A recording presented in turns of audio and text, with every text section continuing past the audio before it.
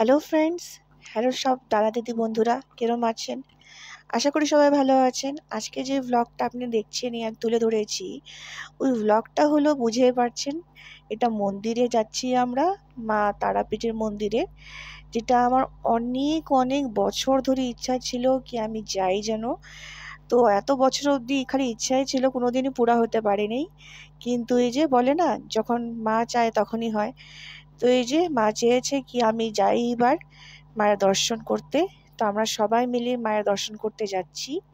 আর এটা হুট করে হয়ে গেছে, মানে আমি আগের দিন ইনফ্যাক্ট যখন আমি গাড়িতে বসছিলাম আমি তাও জানি না কি আমি মায়ের ওখানেই তারাপীঠের মন্দিরে যাচ্ছি। আমি ভাবছি এটা অন্য কোনো মন্দির, কিন্তু না, এটা মা তারাপীঠের মন্দির। আর একবার অ্যাকচুয়ালি আমরা প্ল্যান করেছিলাম মানে যাওয়ার জন্য মায়ের দর্শন করতে, কিন্তু কোনো একটা কারণে আমার যাওয়া হয় না, ক্যান্সেল হয়ে যায়। তো ওটাই মানে বলতে গেলে ৭-৮ মাস পরে এটা আবার সুযোগটা চলে আসছে। আর এই যে দেখতে পাচ্ছেন আমরা এখানে মায়ের মন্দিরে যাচ্ছি। দুপুরই আমরা এখানে পৌঁছেছি। একটা পার্সোনাল গাড়ি আমরা ভাড়া করে নিয়েছিলাম, ওখান থেকে পৌঁছেছি। তো গাড়ি ওখানে রাখতে দেয় না, ওই জন্য গাড়িটাকে আমরা অন্য জায়গায় রেখে নিয়ে নেমে পড়েছি। আর মার মন্দিরে যাওয়ার পথেই দেখতে পাচ্ছেন আশেপাশে অনেক দোকানপাট আছে, যেখান থেকে আপনি মায়ের ছবি কিনতে পারবেন, মায়ের মূর্তি আছে ওটা নিতে পারবেন।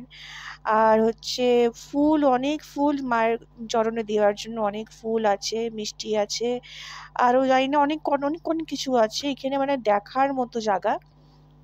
লোকে মানে পুরা ভিড়, এখানে ভক্তদের পুরা ভিড় এখানে। মানে কোনো একটা দোকানে ঢুকলেই বলে দিবে কি কি জিনিস আপনি নিতে পারবেন, ওরা টোটালটা ইয়ে থেকে সব কিছু করে দেয়। কয়টা ফুল মানে প্রসাদের জন্য, মিষ্টি, ধূপকাঠি, তারপর আরও শাড়ি টাড়ি, ওড়না টোড়না আপনি যা নিতে চান ওরা ওখান থেকে করে দেয়। নাম ওখান থেকেই লেখায় দেয়, আর জুতো টুতো ওখানেই রাখতে লাগে। আপনি রেখে টেখে নিয়ে নাম টাম দিয়ে নিয়ে আপনার যত টাকা হবে দক্ষিণাটা দিয়ে নিয়ে ওখানে আপনার যেতে লাগবে। ওখান থেকে আপনার দেখতে পাচ্ছেন, মানে আমরা সামনে দোকান থেকে করেছিলাম, তো ওইখান থেকে দেখতে পাচ্ছেন এই যে মায়ের হলো মন্দিরটা। এই মন্দিরের ভিতরে ঢুকতে নিয়েছি, দেখেন কত লম্বা লাইন আর চড়া রোদ, বা রোদ্রেতে থাকা যাচ্ছে না, পা পোড়া জ্বলে যাচ্ছে। কিন্তু এই যে মনে আশা কি কখন দেখবো মাকে, খালি আমার মনে আশা না, এখানে লক্ষ লক্ষ লোক দাঁড়ায় আছে, সবার মনে এটাই আশা কি মায়ের কখন দর্শন পাবো। কিন্তু এতক্ষণ আমরা যখন দাঁড়ায় আছি, মানে ৪-৫ ঘন্টা হয়ে যাচ্ছে আমরা দাঁড়ায় আছি, কিন্তু বেশিক্ষণ কিন্তু মাকে দর্শন করতে ওরা দেবে না। এ দেখেন আমরা দাঁড়ায় দাঁড়ায় লাস্টে বসতে লাগলো ওখানেই, এরকম অবস্থা, মানে লাইন। আর কি পরে দেখলাম মানে এত রৌদ্রের জন্য আমাকে মুখ এরম করে ঢেকে রাখতে লাগলো। আর আরেক দিকে হচ্ছে দেখেন, দেখতে পাচ্ছেন পুরা মানে ওরা গেট ভেঙে নিয়ে ঢোকার চেষ্টা করে যাচ্ছে। তো অ্যাট লাস্ট আমরা মায়ের দর্শন করতে পারলাম। মায়ের দর্শন করতে খুবই ভালো করে দর্শন করতে পেরেছি।